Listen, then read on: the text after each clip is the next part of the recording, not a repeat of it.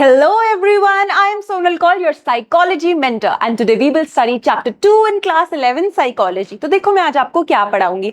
आज मैं आपको बताऊंगी डेटा कैसे एनालाइज होता है. Then I will tell you some ethical issues and what are the limitations of this psychological inquiry. So let's get started. सबसे पहले देखो डेटा दो तरीके से एनालाइज होता है, क्वालिटेटिव एंड क्वांटिटेटिव. ठीक है, अब देखो क्वालिटेटिव का मतलब क्या है. जैसे कोई वीडियो रिकॉर्ड कर लिया आपने किसी फिनोमिना का जो आप ऑब्जर्व कर रहे थे, ठीक है, या आपने किसी का वॉइस रिकॉर्ड कर लिया ऑडियो के फॉर्म में, ये आपका क्वालिटेटिव डेटा है. क्वांटिटेटिव का मतलब है नंबर, यानी कोई क्वांटिटी. तो यानी आपके पास जो भी डेटा था आपने उसको स्टैटिस्टिकली कन्वर्ट किया किसी फिगर या नंबर में कि देखो 7 लोगों को ये प्रॉब्लम इश्यू फेस हुआ. ठीक है, ऐसे आपने कन्वर्ट किया.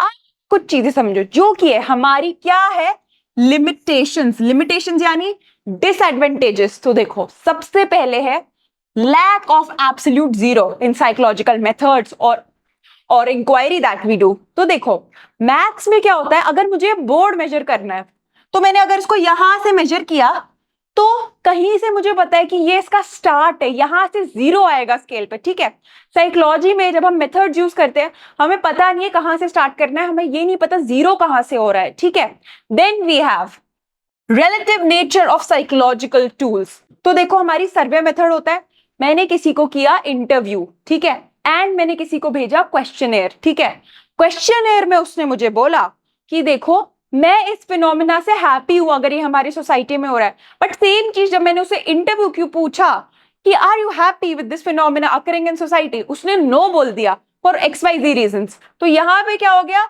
ये रिलेटिव नहीं बन पाए, आंसर चेंज हो गया. तो ये भी हमारा एक डिसएडवांटेज है. और फाइनली है सब्जेक्टिव इंटरप्रिटेशन. किसी को कोई प्रॉब्लम है एंड वो साइकोलॉजिस्ट के पास गया अपनी प्रॉब्लम लेके कि ऐसे डिस्ट्रेस हो रहा है, ये रीजंस है.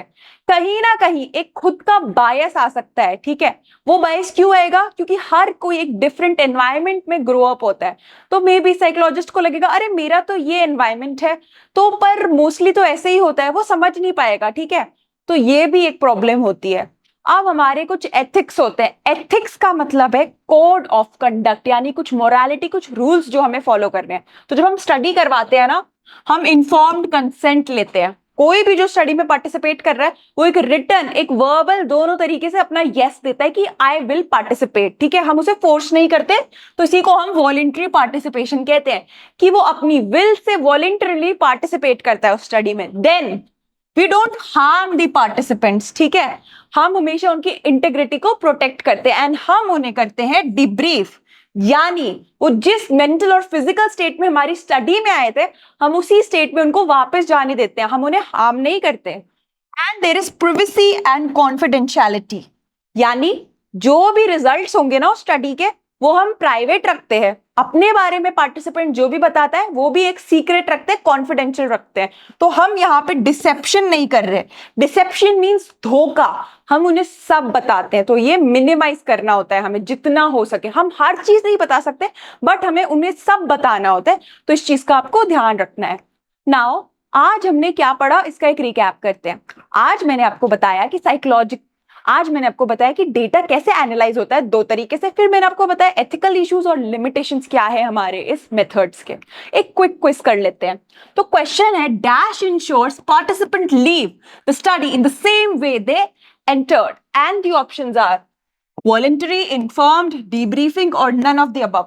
मैंने ना ये वर्बली चीजें बताई थी आपको, तो ये फॉल करती है सी, डीब्रीफिंग के अंदर. तो हमेशा ध्यान रखना है इस चीज का. Next question, subjective interpretation of data leads to discrepancy, यानी अगर हम डेटा को अपने बायसेस लगा रहे, ठीक है, मैंने ये सोचा उसने ये सोचा, ठीक है, तो एक डिस्क्रिपेंसी आती है. डिस्क्रिपेंसी का मतलब क्या है, इवन नहीं है, वो सेम नहीं होते. तो ये बिल्कुल ट्रू है.